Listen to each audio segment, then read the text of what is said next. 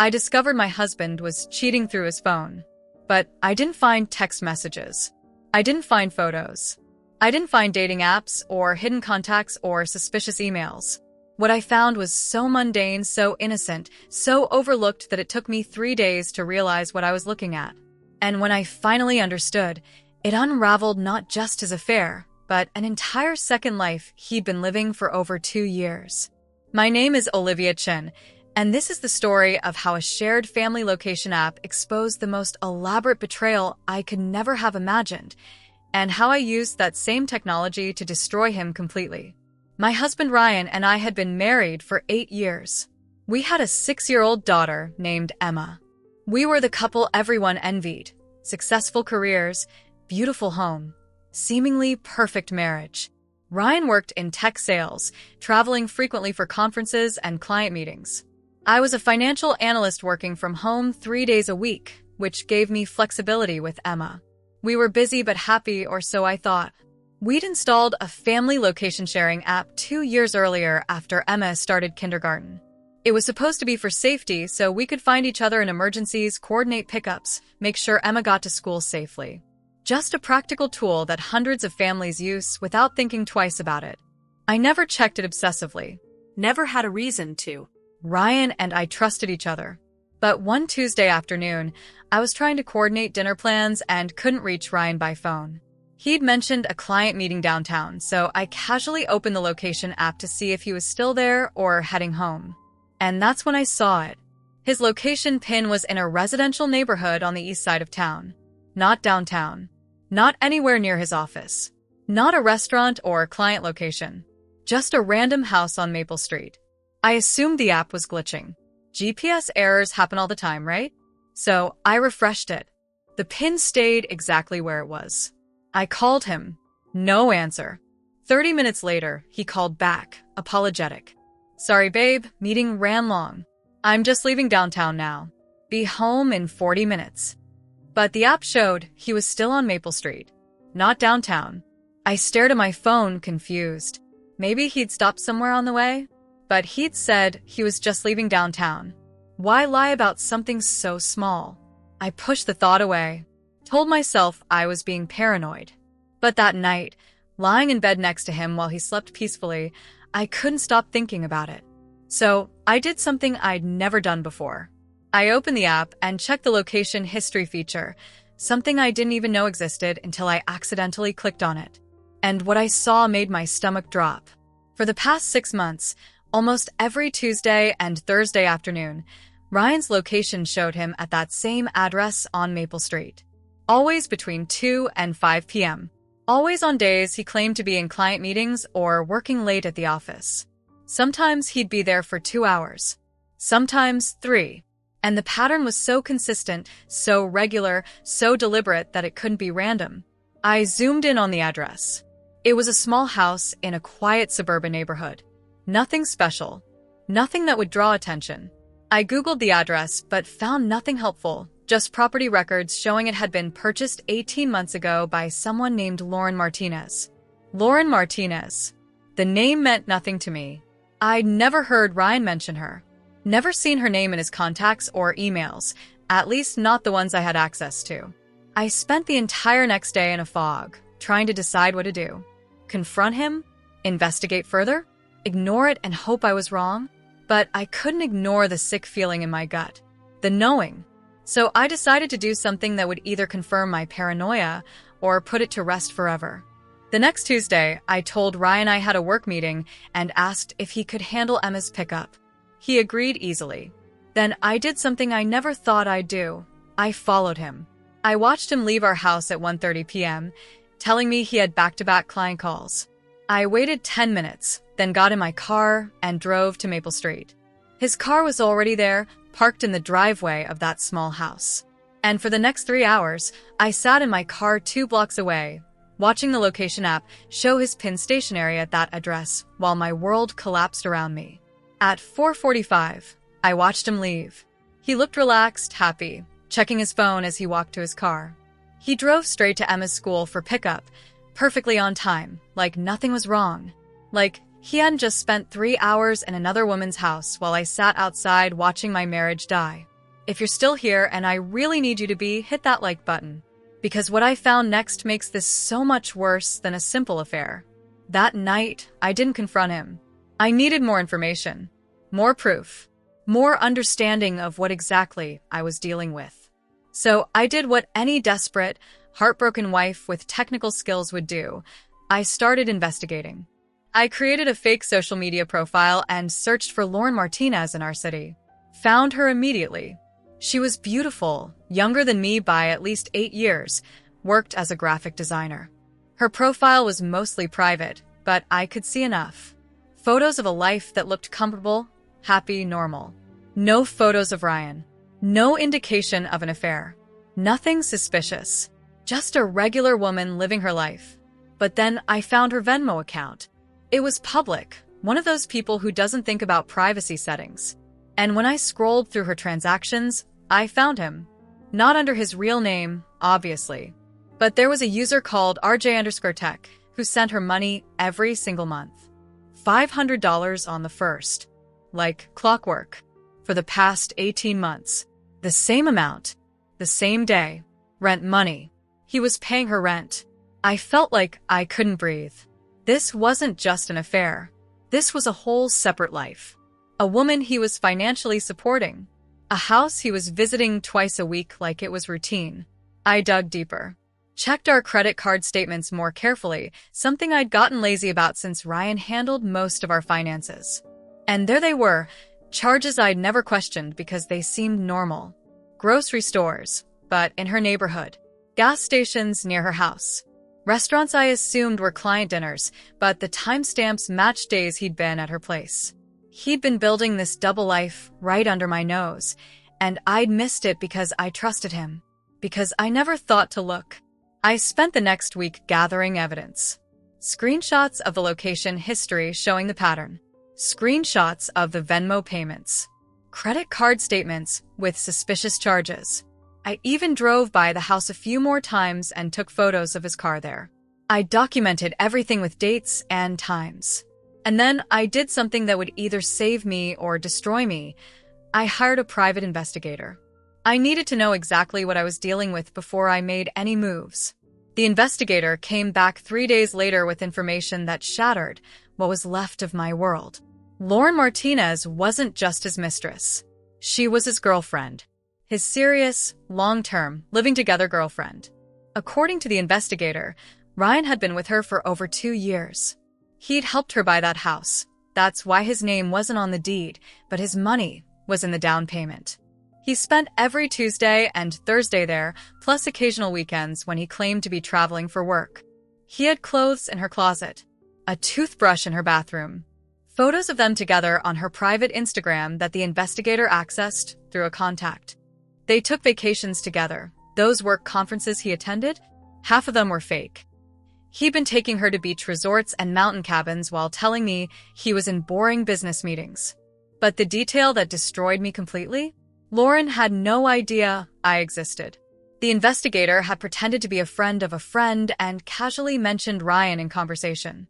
Lauren talked about him openly, lovingly, called him her boyfriend of 2 years, mentioned how he worked crazy hours but always made time for her, said he was planning to propose soon.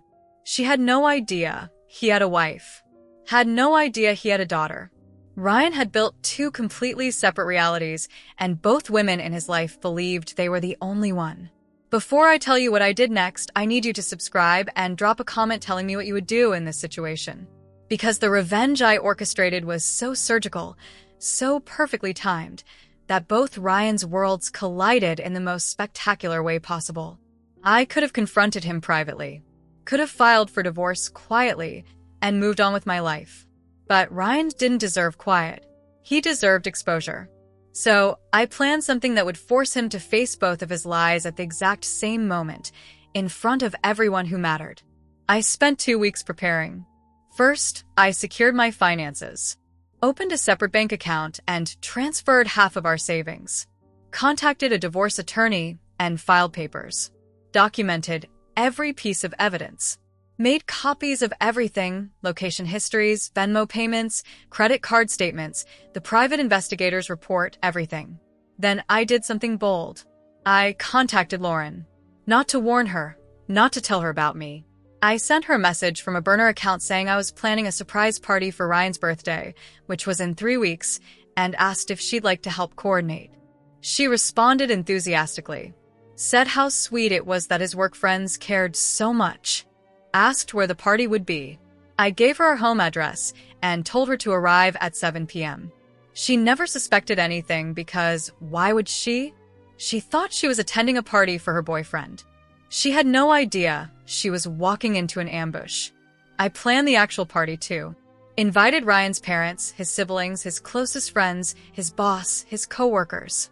Told everyone it was a surprise celebration for his birthday and a promotion he'd recently received. Ryan suspected nothing because I'd been playing the perfect wife since discovering the truth. Loving, supportive, normal. On the night of the party, I told Ryan we were going out to dinner and he should dress nice. He was confused when we pulled up to our house and saw cars everywhere, but he played along, thinking I'd actually thrown him a surprise party. The look on his face when he walked in and saw everyone was genuine joy. He was surprised, grateful, hugging people and thanking them for coming. I watched him work the room, playing the role of devoted husband and dedicated employee. And then, at 7:15 p.m., the doorbell rang. I opened it to find Lauren standing there, holding a gift bag, wearing a beautiful dress, smiling nervously. I'm here for Ryan's party. I'm Lauren, his girlfriend. The room went silent. Everyone heard her. Ryan turned white. His mother actually gasped, and I smiled, actually smiled, and said loud enough for everyone to hear, "Oh, perfect timing. Everyone, this is Lauren Martinez. She's been dating my husband for 2 years. He pays her rent, spends every Tuesday and Thursday at her house, and took her on vacation last month when he told us he was at a sales conference in Phoenix. Lauren, honey, welcome to the party. This is Ryan's wife. That's his daughter, Emma. These are his parents who've been married 40 years. And this is his boss who's about to learn that half of Ryan's business trips were fake. You could have heard a pin drop. Lauren looked like she might faint. Ryan tried to speak, but nothing came out. His mother started crying. His father looked murderous. His boss's face went from confusion to rage in seconds. And I just stood there, calm and collected, watching 8 years of lies explode in real time. Lauren dropped the gift bag and ran. Ryan chased after her, trying to explain, but she was gone. When he came back inside, the room erupted. His mother screaming at him. His father demanding to know how he could do this. His friends backing away, like he was contagious. His boss telling him they'd discuss his employment status Monday morning. Through it all, I stood there watching. Not crying. Not yelling. Just watching the man who'd built 2 lives watch both of them burn simultaneously. When everyone finally left, some in disgust, some in shock, all of them forever changed, Ryan tried to talk to me. Tried to explain, to apologize, to make excuses. I handed him divorce papers and a flash drive containing every piece of evidence. Then I said the only thing I needed to say. You can sleep at Lauren's tonight. Oh wait, you can't. Because she knows now too. I guess you'll have to figure out where liars sleep when they run out of people to lie to. The divorce was fast and brutal. My evidence was overwhelming. The judge awarded me primary custody, the house, and 70% of assets.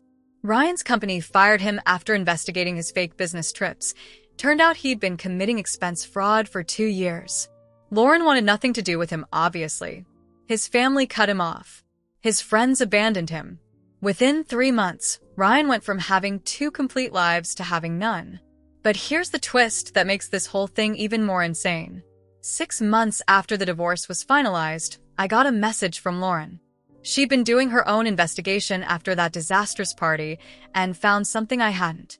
Ryan had another woman. A third one. In a different city. Someone he saw on his real business trips. Lauren had found her through the same methods I'd used: location tracking, Venmo payments, pattern recognition. This man hadn't been living a double life. He'd been living a triple one. Lauren and I met for coffee. Two women who'd been deceived by the same man, comparing notes, finding comfort in shared experience. We realized that if we'd found evidence of a third woman, there might be more. So we created a website, posted Ryan's photo and our stories, asked if anyone else had been involved with him. Within 2 weeks, we heard from 4 more women. 4. Ryan had been conducting relationships with 7 women simultaneously across 5 years. All of us had believed we were the only one. All of us had trusted him completely. And all of us had been funding different aspects of his life without knowing it. We took everything to the authorities. The financial fraud alone was staggering. He'd been using our money to support multiple households while hiding income and falsifying tax returns.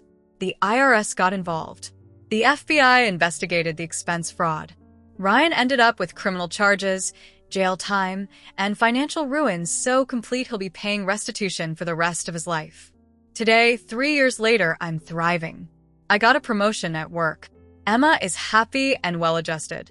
I bought a new house that has nothing to do with Ryan. I'm even dating someone new, someone honest, someone transparent, someone who showed me all his location history on our first date as a joke that actually made me trust him more. Lauren and I became unlikely friends, bonded by shared trauma and mutual healing. And Ryan? Last I heard, he's living in a studio apartment, working retail, still paying restitution to 7 different women whose lives he tried to destroy. My name is Olivia Chun.